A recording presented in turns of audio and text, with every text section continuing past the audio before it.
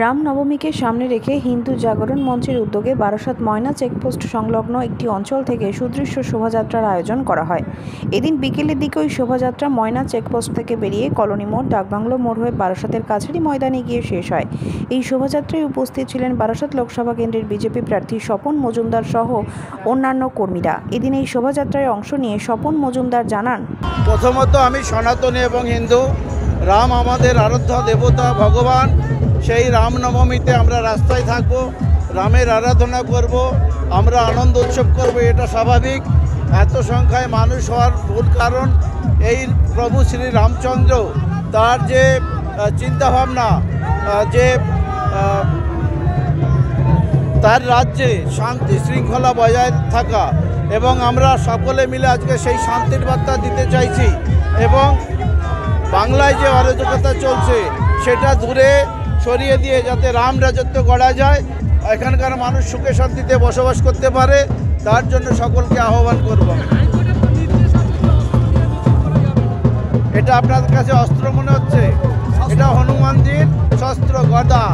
এটা অস্ত্র নয়, অস্ত্র তো তৃণমূল কংগ্রেস ইউজ করে। আমাদের বিগত 5 বছরে 200-র বেশি কার্যকর্তাকে খুন করেছে তারা। ভারতীয় জনতা পার্টি বা এই জয় শ্রীরাম যারা বলছে, তারা একটি কোথাও খুন করেছে দেখাতে পারবেন?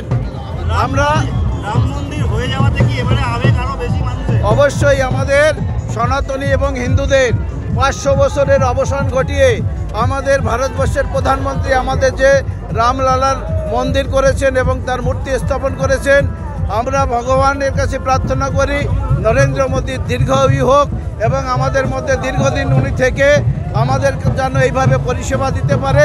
ভারতবর্ষের মানুষ হিসেবে আমরা গর্ববোধ করি। আগামী দিন যাতে নরেন্দ্র মোদীর হাত ধরে এই ভারতবর্ষ সোনার ভারতবর্ষ হয়, সেই আশায় আমরা সকলে বসে আছি। 100% জয় তো এমনি সুনিশ্চিত। অনেক আগে যেদিন নাম ঘোষণা হয়েছে সেই দিনই কাকলি দেবী ভয় পেয়েছে। তাই ভুলভাল বক্তব্য মানুষকে দিয়ে বলানোর চেষ্টা করছে, কোনো লাভ নেই। চোরেরা চুরি করেছে, কাটমানি খেয়েছে, ঘুষ খেয়েছে, বালি খেয়েছে, পাথর খেয়েছে, গরু খেয়েছে, এবং সব খেয়ে মানুষকে সেন্ট্রাল গভর্নমেন্টের প্রকল্পের টাকা খেয়েছে।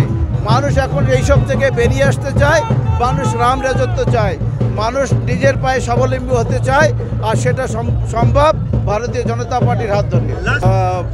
এটা দেখুন, সম্পূর্ণ তার ব্যক্তিগত বিষয়, এবং কেউ অ্যাক্সিডেন্ট করলে তাকে নিয়ে আমরা রাজনীতি করতে রাজি না। তার সুস্বাস্থ্য কামনা করি। তবে কখনো মনে হয় আমাদের কাছে একটা, আমি আবার বলছি, ক্ষমা করবেন, কখনো মনে হয় ভোট আসলে মমতা ব্যানার্জি আর তাদের লোক বারে বারে অ্যাক্সিডেন্ট করে, কোথাও আমার একটু সন্দেহ হয়। জানি না, বলতে পারবো না, কিন্তু ওনার সুস্বাস্থ্য কামনা করি। বারাসাত থেকে শ্যামল নন্দীর রিপোর্ট, এগিয়ে বাংলা।